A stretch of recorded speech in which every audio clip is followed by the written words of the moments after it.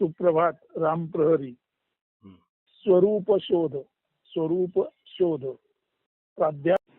स्वरूप शोध किंवा मानवाचे सत्यत्व, ज्याला रूढ अर्थाने कोहम किंवा सत्य शोध म्हणतात, त्याबद्दल आपण काय मार्गदर्शन करू शकाल? तो यासाठी आपण आज पुन्हा एकदा पावसते परमहंस श्री स्वामी स्वरूपानंद यांच्या स्वरूप प्रश्न मंजुषा पुस्तकातील क्रमांक 26 चे पत्र किंवा त्याचा रसास्वाद घेऊ. ते पत्र असे आहे: जय माताजी. आणि पत्र सुरू असं होतं: पाहू जाता स्वरूपासी, ते तो आपणची सुखराशी, कोणे शोधावे कोणासी, मिथ्या कल्पनेसी उभारोनी. उभारोनी मिथ्या कल्पना, बांधोनी घेतो आपणाची आपणा, सुख दुःखे भोगिता नाना, करीतो वंचना आपुलीच. आपुली माता आपुला पिता, आपुली कांता आपुला भ्राता, कन्या पुत्र आणि जामाता, मानितो सर्वथा आपुलीच. आपुले कुळ आपुले गोत्र, आपुले शत्रू आपुले मित्र, आपुले घर आपुले क्षेत्र, मानितो सर्वत्र माझे माझे. माझा धर्म माझा पंथ, माझी संस्कृती माझा ग्रंथ, माझा देश माझे दैवत, मानितो समस्त माझे माझे. माझे मानितो आपण, परी नेणतो हे मी कोण, म्हणून पडले नसते बंधन, तेने समाधान भंगलेसे. भंगले समाधान, जोडावे म्हणून शोधिले मार्ग नव्हे, तेथे मुक्तपणाचे नावे. बंधन पडावे आगळेची, आगळे बंधन तोडू जाता, बंधनची दुणावे सर्वथा. तैसी नाचवी आपुली अहंता, घ्यावे तत्वता आकळोनी. आकळता मी हे कोण, सहजे तुटे संसार बंधन, नव्हे दिक्कालाचे भान, लाभे समाधान नित्य नवे. नित्य नवे सत्य प्रकटत, मन होता शांत निवांत, लागे ठाव अखंड अनंत, सहज शाश्वत स्वरूपाचा. स्वरूपाचा लागता ठाव, मग सर्वत्र आत्मभाव, दर्शनी स्पर्शनी नवो नव, सत्य स्वभाव स्फुरे तेव्हा. तेव्हा घडो जे जे काही, ते ते सत्य स्वरूप पाही. लिहिणे वाचणे बोलणे तेही, स्वभावे होई सत्स्वरूप. सत्स्वरूपी रंगो मन, लाभो परम समाधान, ऐसे देत असे आशीर्वचन, स्मरोनी चरण सद्गुरु ते. तर या पत्रात स्वरूपानंद आपल्या भक्ताला साधकाला स्मरोनी चरण सद्गुरु ते, सद्गुरु ते चरणाचे वंदन करून पत्र रूपाने सत्याचा शोध बोध आणि स्वरूपाचा शोध देत आहे. ते काय म्हणतात? पाहू जाता स्वरूपाशी, ते तो आपणची सुखराशी. स्वरूपाचा शोध घेतला तर स्वरूप स्वतःचीच सुखाची रास आहे, ज्याला आपण म्हणतो गुणाढ्य धनाढ्य सहज स्वरूप, ते इथे सांगितलेलं आहे. पाहू जाता स्वरूपाशी, ते तो आपणची सुखराशी, कोणे शोधावे कोणाशी, मिथ्या कल्पनेशी उभारोनी. आपण स्वरूपाला पाहू गेलो तर आपल्या लक्षात येतं की स्वरूप स्वतःशी ते जसं आहे तसं गुणाढ्य आणि धनाढ्य आहे. त्याच्यामध्ये सर्व काही सामावलेलं आहे, ज्याला आपण म्हणतो सर्व काही आपल्या अस्तित्वातच आहे. हेच ते स्वरूप आहे. आणि शोधायचं म्हटलं तर शोधणारा कोण, शोधणारा कोण आणि कोणाला शोधणार, म्हणजे शोध घेणारा ज्याचा शोध घेतो, शोध घेणारा ज्याचा शोध घेतो आणि ज्याचा शोध ज्याच्याकडून घेतला जातो, ते बघायला गेलं तर शोधणारा पण स्वरूप आहे आणि शोध ज्याचा घ्यायचा तेही स्वरूप आहे. असं असताना आणि ते स्वरूप स्वतःशीच सुखराशी गुणाढ्य धनाढ्य असताना शोध नावाची मिथ्या कल्पना, स्वरूप शोध कोहम नावाची मिथ्या कल्पना निर्माण करून काय साधणार? उभारोनी मिथ्या कल्पना, बांधोनी घेतो आपणची आपणा, सुख दुःखे भोगिता नाना, करीतो वंचना आपुलीच. आपणच स्वरूपाचा शोध घ्या, देवाचा शोध घ्या म्हणतो. अरे बाबा, तू जसा आहेस तसाच गुणाढ्य धनाढ्य आहेस. असं असताना तुला शोधणार तरी काय आणि तुला शोधून नेमकं गावणार तरी काय? म्हणून कोहम सोहम, आत्मशोध, सत्यशोध ह्या सुद्धा वास्तवामध्ये एक संकल्पना आहेत. जे काही हरवलेलंच नाही, जे आपल्याजवळ आहे ते शोधायचं, हीच ती मिथ्या कल्पना आहे. आणि त्या कल्पना आणि त्या कंडिशनिंग मध्ये आपण आपणाला बांधून घेतो आणि त्याही कंडिशनिंगमुळे आणि अन्यथा सामाजिक मानसिक वेगवेगळ्या कंडिशनिंगमुळे सुखदुःखे भोगिता नाना तरी तो वंचना आपुलीच. म्हणजे आपण वेगवेगळ्या मध्ये ग्रंथामध्ये तत्वामध्ये कल्पनांमध्ये सत्य सत्यशोध कोहम अमुक तमुक तमुक या वेगवेगळ्या मानसिक आध्यात्मिक सामाजिक कल्पना रूढी रीतिरिवाज यामध्ये आपण आपल्याला बांधून घेतो आणि आपण आपली वंचना करतो. जे कृष्णमूर्ती म्हणतात तेच इथे वेगळ्या शब्दात सांगितलेलं आहे. उभारोनी मिथ्या कल्पना बांधोनी घेतो आपणची आपणा सुखदुःखे भोगिता नाना करीतो वंचना आपुलीच. आपण आपली फसवणूक करतो वंचना करतो. आपण सर्व म्हणतो माझं माझं माझं आपुली माता आपुला पिता आपुली कांता आपुला भ्राता कन्या पुत्र आणि जामाता मानितो सर्वता आपुलीच.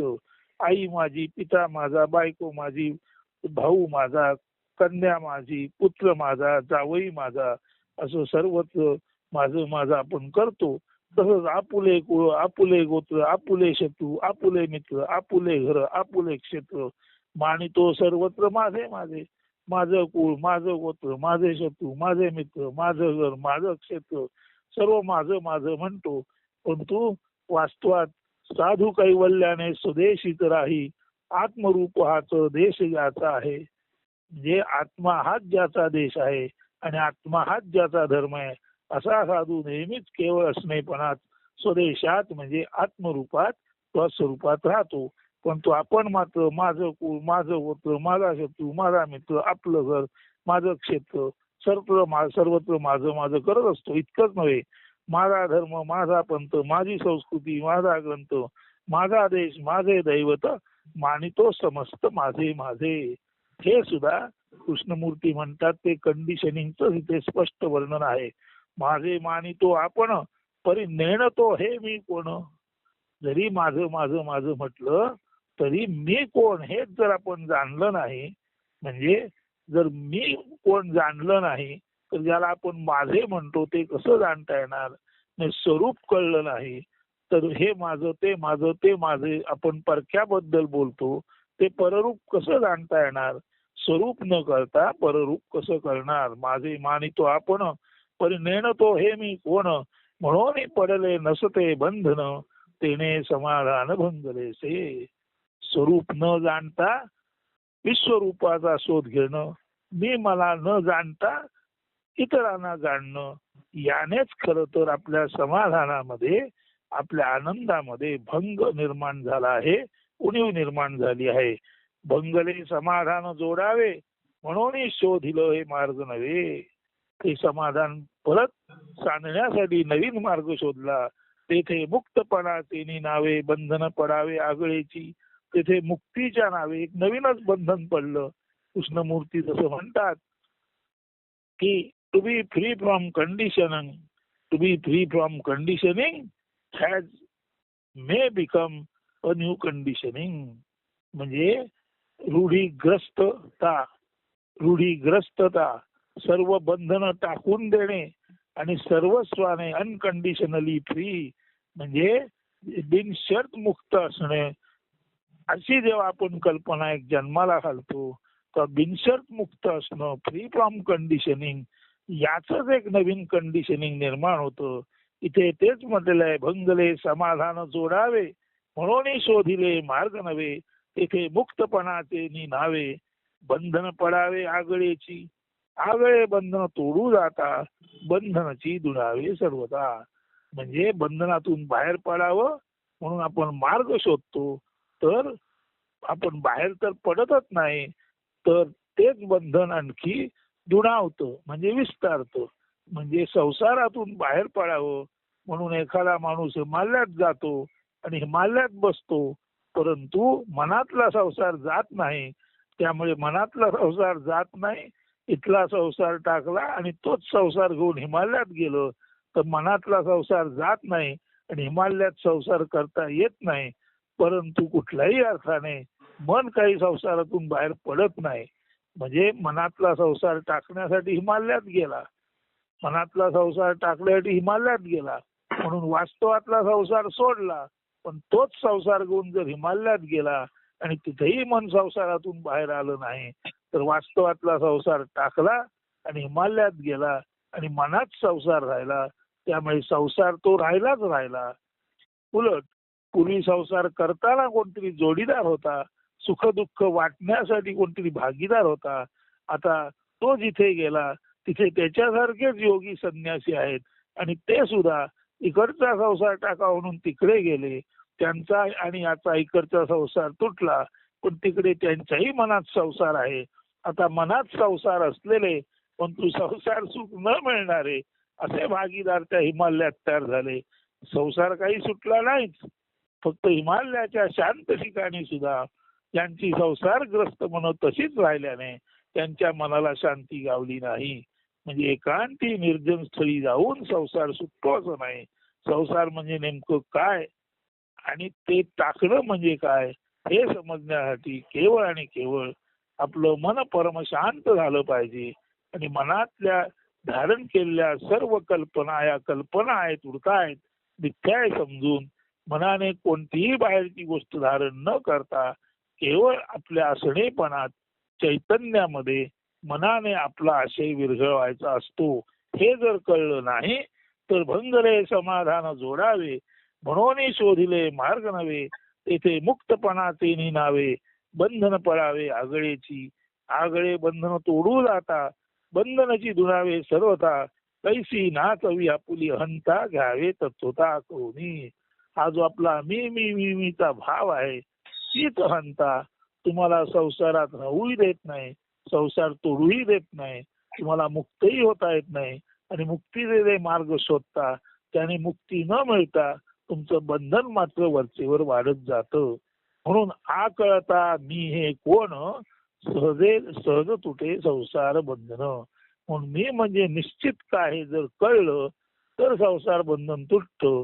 आणि ते कळल्यानंतर नुरे दिक्कालाचे भान आणि दिशा आणि काळाचं भान राहत नाही. लाभे समाधान नित्य नव्हे.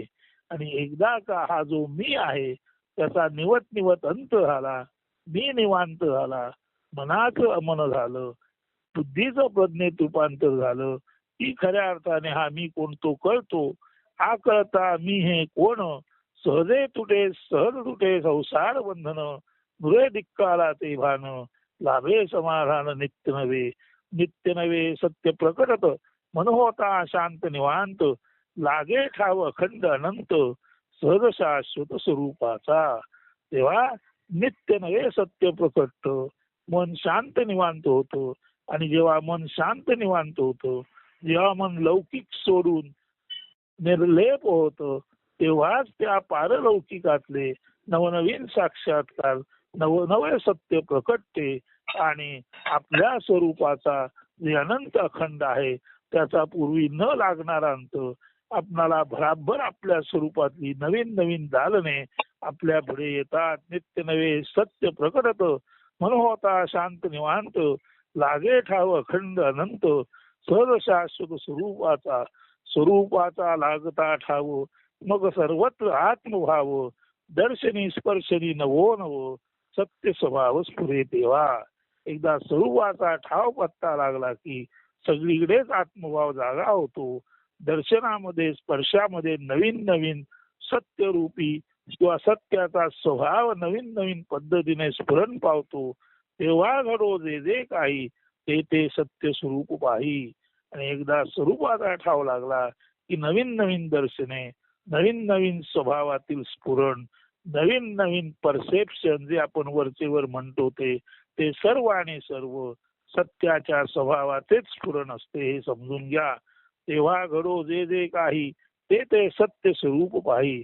तेव्हा जे काही घडतं ते सत्याचं स्वरूप म्हणून नीट पहा. लिहिणे वाचणे बोलणे तेही स्वभावे होई सत्स्वरूप.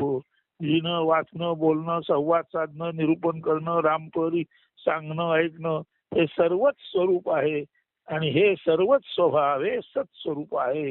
हे खऱ्याखुऱ्या अर्थाने स्वभावता म्हणजे सहजासहजी सत्स्वरूप सत्य स्वरूप म्हणजे हेच ते.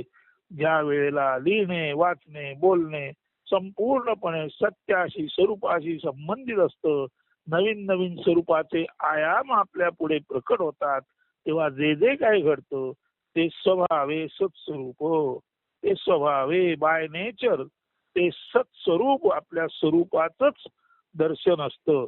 सत्स्वरूपी रंगो मन लाभो परम समाधान, ऐसे देतसे आशीर्वचन स्मरोने चरण सद्गुरु ते. तर हे भक्ता आहे साधका, अशा या सत्स्वरूपात तुझं मन रंगू दे आणि तुला परम समाधान परम शांती मिळो. तू परम समाधानी म्हणजे समत्वाच्या अधीन होऊन भेदाभेद रहित निवांत होस. तुझा मी नष्ट हो आणि तुला समत्वाच्या अधीन अशी समाधी, नित्य नूतन समाधी, नेहमीच नवीन नवीन पद्धतीने समत्वाच्या अधीन तू राहावेस आणि ते समत्वाचे दर्शन तुझ्या वागण्यात, बोलण्यात, लिहिण्यात, वाचण्यात, सांगण्यात, ऐकण्यात सर्वांना घडो आणि तुलाही ते प्राप्त हो, असं आशीर्वचन सद्गुरु स्वामी स्वरूपानंद देत आहेत. तर आता प्रश्न प्राध्यापक विचारतात, तुम्ही याबाबत तुमच्या लिखाणातून आम्हाला काय सांगाल? तेव्हा साधू म्हणतो, असं बघा, आत्मोपनिषद यातील न मन पाद आहे, म्हणजे पहिला पाद, पहिला चरण आहे मनाचं नमन होण्याचा. त्यातील 15व्या पानापासून 17 ते 18 पानापर्यंत प्रथम जी 14 कडवी आहेत त्यामध्ये तुम्हाला या स्वरूपाबद्दल किंवा सत्याच्या शोधाबद्दल आम्हाला काय जाणवते आणि त्याचं आणि स्वरूपानंदांच्या पत्राचं कुठे साम्य आहे तुमच्या लक्षात येईल. आता तो नमन पाद आहे आणि त्याची सुरुवात आहे प्रार्थना केलेली आहे. त्या नमन पादात पान 15 वर न मनपाद म्हणजे मनाचे न मन किंवा मनाचे अमन होण्याचे पाऊल, मनाचे अमन होते त्या पहिल्या पावलामध्ये काय घडते ते सांगितलेलं आहे. आणि त्या नमन पादाच्या सुरुवातीला एक प्रार्थना आहे. ती प्रार्थना अशी आहे, सुख शांती लाभतो होवो तैसी देह मन निकोपता, भद्र मंगल लाभो सर्वा नसो कोणी दुःख भोगिता. सुख शांतीचा सर्वांना लाभ हो आणि देह आणि मन निकोप निरामय आयुरारोग्य संपन्न असोत. भद्र मंगल लाभो सर्वा, सर्वांचं कल्याण शुभ हो, नसो कोणी दुःख भोगिता आणि कुणालाच खऱ्या अर्थाने दुःख भोगावं लागू नये. आता तिथे काय हा नारायण म्हणतो बघा, सत्य शोधित फिरत आहे मलाच मी सोलित आहे, आजपर्यंत रक्तबंबाळ केले आहे मी माझे मला, तरी हंस काही पिटत नाही, सत्य मला गवसत नाही, माझा मी मरत नाही, मी मेल्याखेरीज सत्य भेट शक्य नाही, मात्र मी मेल्यावर किंवा मी गेल्यावर सत्य ज्याला भेटेल त्याचे रूप गाव नाव काय असेल काहीच थांगपत्ता लागत नाही, माझा सत्य ध्यास कधीच सुटणार नाही, मेलो तरी सत्य शोध थांबणार नाही. इथे सुद्धा सत्याचा शोध, स्वरूपाचा शोध घेण्याचा प्रयत्न चालू आहे. वेगवेगळ्या मार्गाने तो घेतला जात आहे. मी मलाच सोलित आहे म्हणजे माझं पृथक्करण मी इतकं इतकं इतकं टोकाला जाऊन करत आहे की जणू काही माझा मी रक्तबंबाळ झाला आहे. आणि आता माझ्या असं लक्षात आलेलं आहे की हा मी जोपर्यंत मरत नाही तोपर्यंत मी मेल्याशिवाय तू भेटणार नाहीस. Where I am not that is there. जोपर्यंत मी मरत नाही तोपर्यंत सत किंवा सत्स्वरूप किंवा ते सत्य मिळणार नाही. मग प्रश्न असा आहे तो, मी मेल्यानंतर सत्याची भेट शक्य कशी होणार आणि मी मेल्यानंतर सत्य ज्याला भेटेल ते भेटणार तरी कुणाला? त्या सत्याचे रंग रूप नाव गाव काय असेल, त्याचा थांग पत्ता लागणार कुणाला? सत्याचा ध्यास सुटत नाही, मी मेल्याखेरीज सत्य गावत नाही आणि मी मेल्यानंतर जर गावलं तर ते सत्य ज्याला गावेल तो कोण असेल, असा एक मूलभूत प्रश्न विचारून हे काव्य पुढे एखाद्या नदीसारखं धावत आहे. आता बघा, चाल बदलून हीच प्रेरणा घेऊन आता आपुले भेटी येई, सत्य शोध ध्यास हीच आसमनीची राही, सत्य ध्यास सत्य आस त्याचीच आच पुढे पुढे नेई, क्षणाक्षणाने पळापळाने जीवन सरिता वाही. म्हणजे सत्य शोध हीच प्रेरणा घेऊन वाचक हो मी आपल्या भेटीला येत आहे. सत्य शोधनाचा ध्यास हीच मनाची आस आहे, हीच मनीची आस आहे. सत्यध्यास आणि सत्याचा ध्यास आणि सत्याची आस म्हणजे सत्याचा ध्यास आणि सत्याची आस, त्याचीच आच आणि त्याचाच उभारा, त्याचीच प्रेरणा मला पुढे पुढे नेत आहे. सत्याचा ध्यास लागला आहे, सत्याची आस आहे आणि सत्याचा ध्यास आणि सत्याचा आस हीच ती मला पुढे पुढे नेणारी आच. आच म्हणजे ऊब आहे किंवा प्रेरणा आहे आणि त्या प्रेरणेने क्षणाक्षणाने पळापळाने जीवन सरिता वाही. म्हणजे माझी जीवनरूपी नदी सत्यध्यास आणि सत्यास याच्या प्रेरणेमुळे पुढे पुढे वाहत आहे. ती नदी वाहताना कशी वाहते बघा. घनदाट अरण्ये कडे कपारी भीषण मानव सरिता क्षणाक्षणाने वाहत राही जासी ना अंत पारता. गढूळ मळकट ओघे पाणी जीवन कैसे फुलवी रूढीग्रस्तता बद्ध दास्यता मानवाला झुकवी. घनदाट अरण्य आणि कडे कपारी याच्या मधून, या भीषण अवस्थेमधून ही मानवरूपी सरिता वाहत आहे. क्षणाक्षणाने वाहत राही जासी ना अंत पारता. ती क्षणोक्षणी वाहत आहे, त्या वाहनाला अंत नाही आणि त्या वाहनाला पारता म्हणजे पलीकडे जाऊन विराम घेणे नाही. गढूळ मळकट ओघे पाणी जीवन कैसे फुलवी. परंतु ही मानवरूपी सरिता आहे, त्यातलं पाणी अत्यंत गढूळ मळकट प्रदूषित दूषित आहे. जीवन कैसे फुलवी. तर या मानवरूपी सरितेचं गढूळ आणि मळकट पाणी असताना तिचं मानवाचं जीवन कसं फुलणार, कसं फळणार. कारण रूढीग्रस्तता बद्ध दास्यता मानवाला झुकवी. म्हणजे रूढीग्रस्तता आणि बद्ध होऊन अनेकानेक विषयांची दास्यता यामुळे गढूळ मळकट झालेली ही जीवन सरित आहे.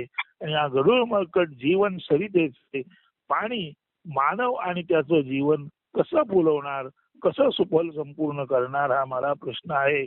आणि काय चालू आहे ते झुकणे झुकविणे ठकणे ठकविणे खेळ अवघानासे मानवतेच्या नशिबी केवळ पडती उलटे फासे.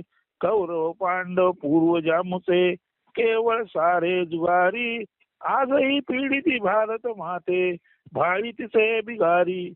झुकणे झुकवणे ठकणे ठकवणे हा संपूर्ण नाश करणारा खेळ चालू आहे. आणि त्यामुळे या भारत भूमीवर मानवतेच्या नशिबी उलटे फासे पडले आहेत. म्हणजे दुर्दैवाचा आघात मानवाला सहन करावा लागत आहे.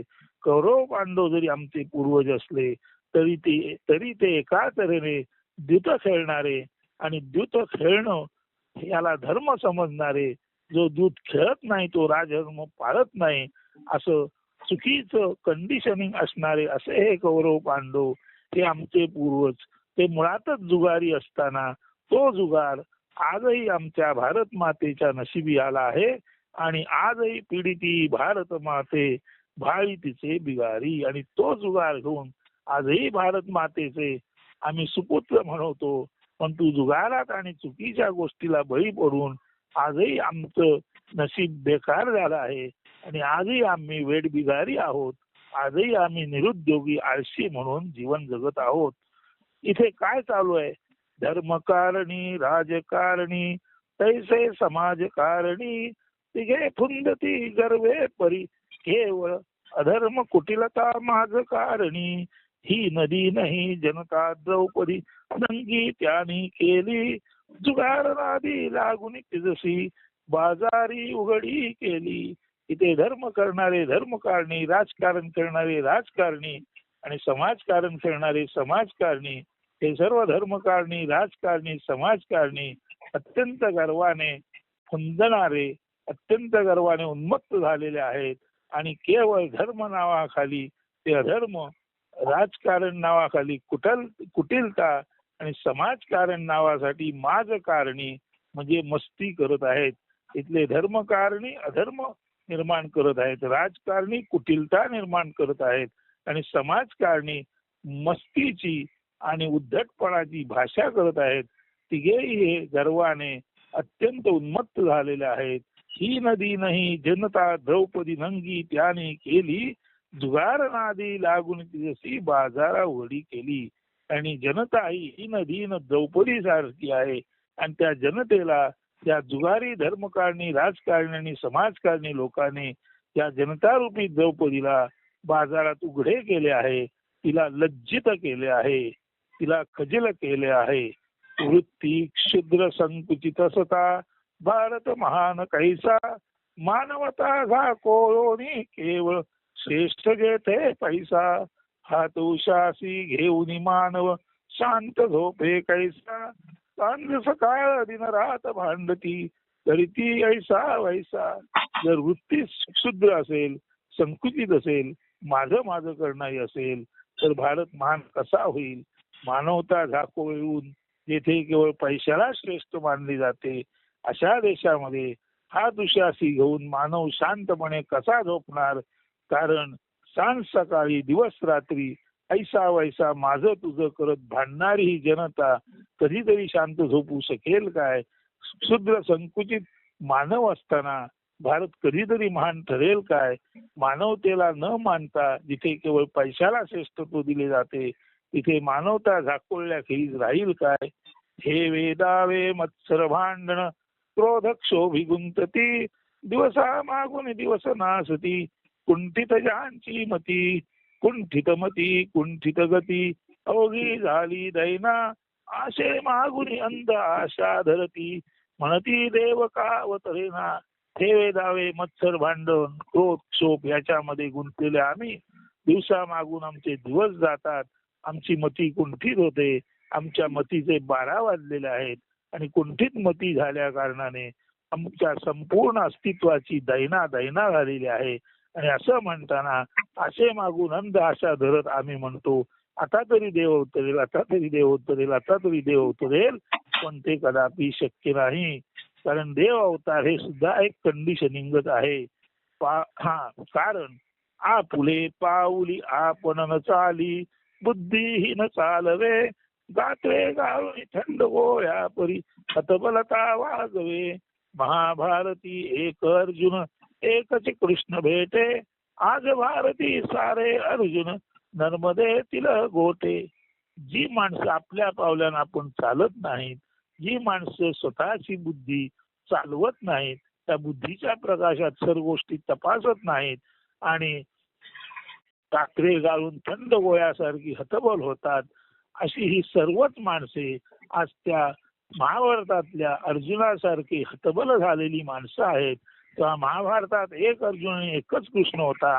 आज कृष्ण तर नाहीच नाही, फक्त सर्व भारतीय म्हणजे सर्व भारतीय लोक ते अर्जुनासारखे गलित गात्र थंड गोळ्यासारखे झालेले आहेत, जणू काही नर्मदेतील गोटे. धोंडे गोटे दगडा नाही देव म्हणून पूजिती, शाळिग्रामे बद्ध बुद्धी धरी तरी बुद्ध कैसे होती. मूर्ती पूजा व्यक्ती पूजा ग्रंथ पूजा रत राहती, मंत्र तंत्र बाह्योपचारी दंती अंतर्मुख ना होती. धोंडे गोटे दगडाला देव म्हणून पूजणारे, शाळिग्रामाचे पूजेत बद्ध झालेले आणि बुद्धी ज्याने चालवत नाही असे शाळिग्रामाच्या पूजेत बद्ध झालेले बुद्धी चालवणारे लोक बुद्ध प्रबुद्ध कसे होणार. कारण ते तर दगडाना आणि व्यक्ती आणि मूर्तींची पूजा करून त्यांचाच उदो करत आहेत. मूर्ती पूजा व्यक्ती पूजा ग्रंथ पूजा याच्यामध्ये बद्ध झालेले हे सर्व भारतीय लोक मंत्र तंत्र बाह्योपचारती दंगती अंतर्मुखना होती. या सर्व बाह्य गोष्टीवर मंत्र तंत्र उपचार पूजा वेगवेगळे विधी यामध्ये दंग झालेले आहेत. आणि हे जर कधीच अंतर्मुख होऊन शोध घेणार नाहीत तर त्यांना स्वरूपाचा शोध कसा लागेल. म्हणून उगमाकडे लक्ष न देती अंतर जाणीवान जाणती, बाहेर ख्याली सारे असती आतना डोकावती. वाट बघण्या मुळी न लगे आत डोकाविता, शांत बुद्ध तो कृष्ण सखाई हृदयी स्पंदित असता. जर बाहेर न बघता उगमाकडे आपण लक्ष दिले, आपल्यातील अंतर्जाणीवा पाहिल्या, आत डोकावून पाहिले तर आपल्याला वाट बघण्यासाठी मुळीच वेळ लागणार नाही. मनाचे अमन झाल्यानंतर आपणालाच आपण शांत बुद्ध आहोत. आणि असा हा शांत बुद्ध, बुद्धीचं प्रज्ञेत रूपांतर झाल्या कारणे हा बुद्धच प्रबुद्ध झाला आहे. हा शांत बुद्धच जगद्गुरु तत्वज्ञानी कृष्ण सखा म्हणून हृदयात स्पंदत आहे. हे आपण सहजासहजी पाहू शकू. सर्व काही आपल्यातच आहे.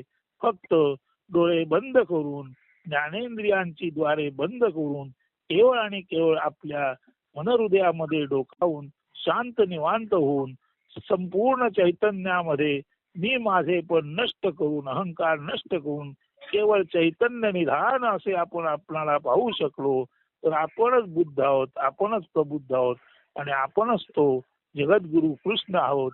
आणि हे सर्व आपल्या लक्षात आलं की आता अर्जुन येथे कोणी नाहीच, इथे सारेच बुद्ध प्रबुद्ध कृष्ण आहेत.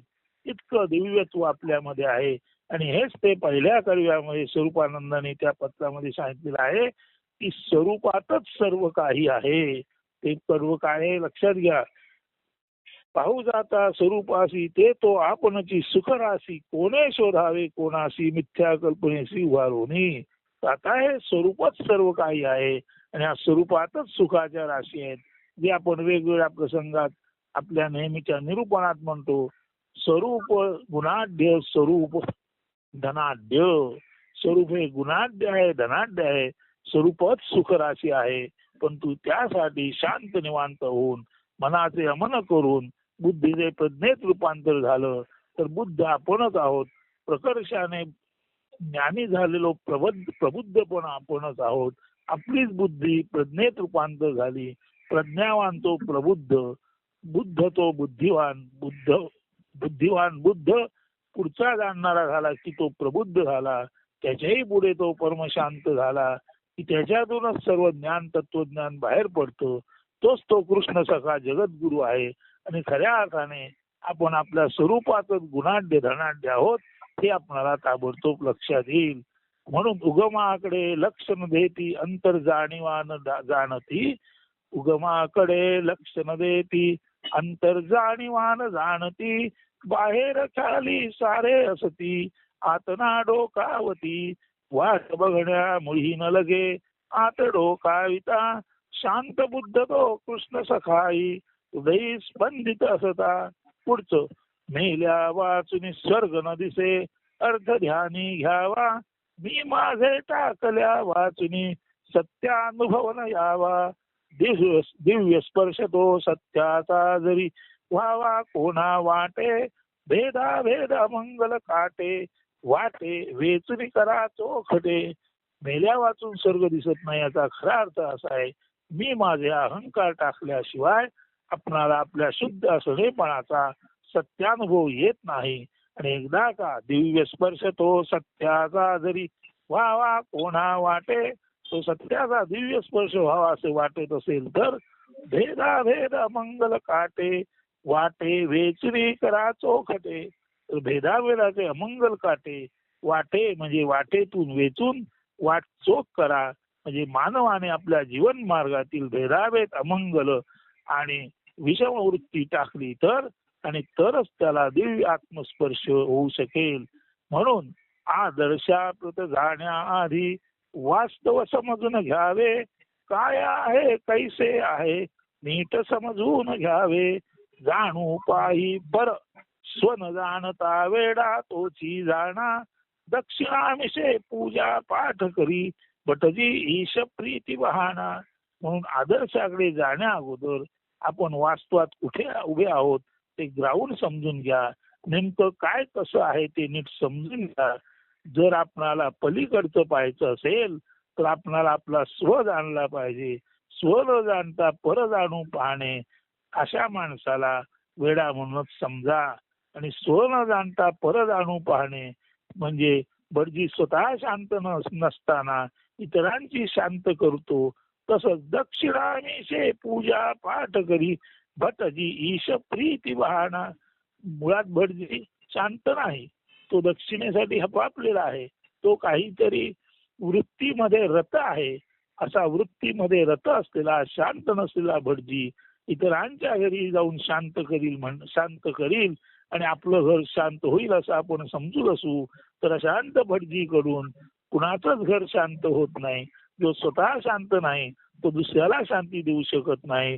ज्याने स्व जाणला नाही त्याला पर गावणार नाही, हे लक्षात घ्या.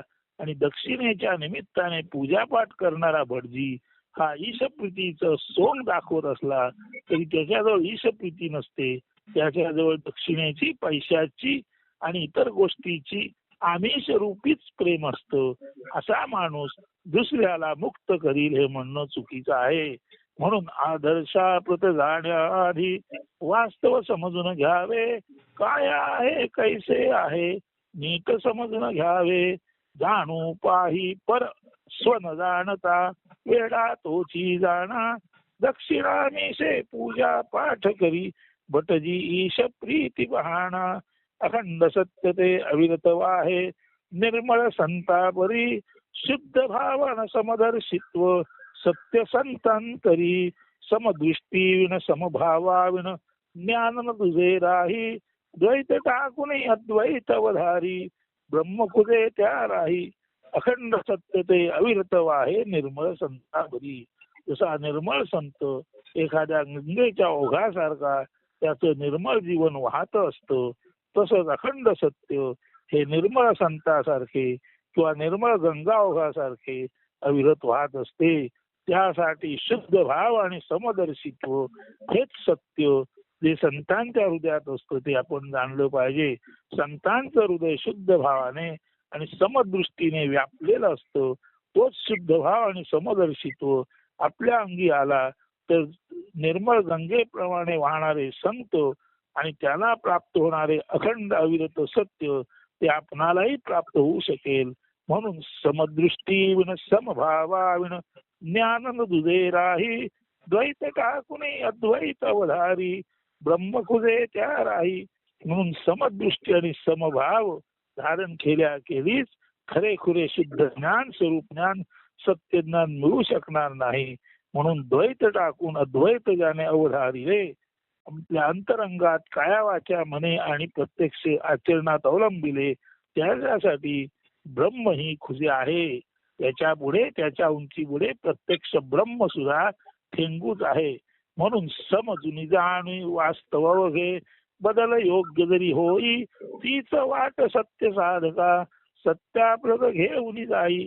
म्हणून नीट समजून जाणून वास्तव समजून मग त्या वास्तवात बदल कसे करावेत, मनाचे अमन कसे व्हावे, बुद्धीचे प्रज्ञेत रूपांतर कसे व्हावे, बुद्धाचा प्रबुद्ध कसा, तो जगद्गुरु कृष्ण तत्वज्ञानी आपल्यामध्ये कसा नव्हे आपणच ते कसे आहोत हे नीट समजून घेण्यासाठी प्रथम आपलं जे वास्तव जे रूढीग्रस्त आहे, जे भेदाभेद ग्रस्त आहे ते समजून घेतलं पाहिजे. आणि रूढीग्रस्तता टाकून मनाचे अमन बुद्धीचे प्रज्ञेत रूपांतर झाल्यानंतरच आपण बुद्धाचे प्रबुद्ध होतो. जगद्गुरु कृष्ण पण आपणच आहोत, जे काही आहे ते आपणच आहोत हे सर्व आपणाला कळतं. म्हणून समजून जाणून वास्तव घे बदल योग्य जरी होई. तीच वाट सत्य साधका सत्याप्रत घेऊन जाई.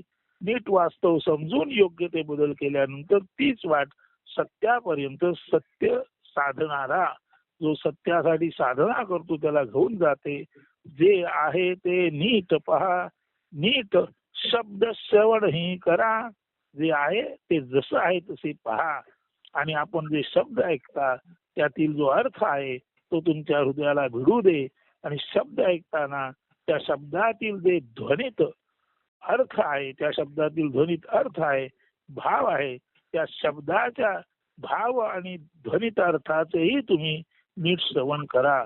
जे आहे ते नीट पहा, नीट शब्द श्रवण ही करा.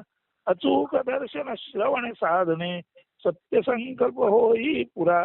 म्हणून अचूक दर्शन जे जसं आहे तसं पाहणं आणि अचूक श्रवण ध्यान म्हणजे भाव आणि अर्थासहित श्रवण करणं आणि जे जसं आहे ते पाहणं या एकाच मार्गाने गेल्यास आपणाला स्वरूपाची प्राप्ती होऊ शकते हे इथे सांगितलेलं आहे. आता या स्वरूपानंदांच्या पत्रामध्ये जे सांगितलं आहे ते आणि हे तंतोतंत कसे खरे आहे हे प्राध्यापकांच्या लक्षात आल्यानंतर प्राध्यापक म्हणतात खरोखरच सत्य मार्ग शोधनाचा जो माझा अट्टास आहे, स्वरूपाचा मार्ग कोणता असावा हे समजण्यासाठी आज तर मी आटापिटा करत होतो. आज तुमच्यामुळे माझ्यासाठी आणि माझ्यासारख्या अन्य लोकांसाठी हा सत्य शोधन मार्ग अधिकच प्रशस्त, सुंदर आणि प्रासादिक बनला आहे. निश्चितच इतके सांगून प्राध्यापक आपल्या कर्तव्य कर्माकडे परततात. अस्तु. धन्यवाद. सर्वांना सत्य मार्गावर जाण्याची प्रेरणा मिळो हे शुभचिंतन करून हे रामप्रहरी स्वरूप दर्शन जे आहे किंवा स्वरूप शोध आहे तो थांबवतो.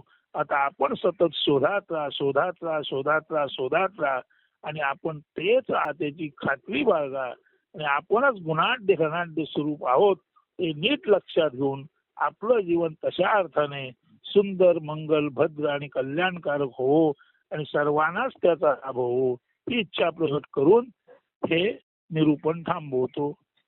अस्तु. धन्यवाद.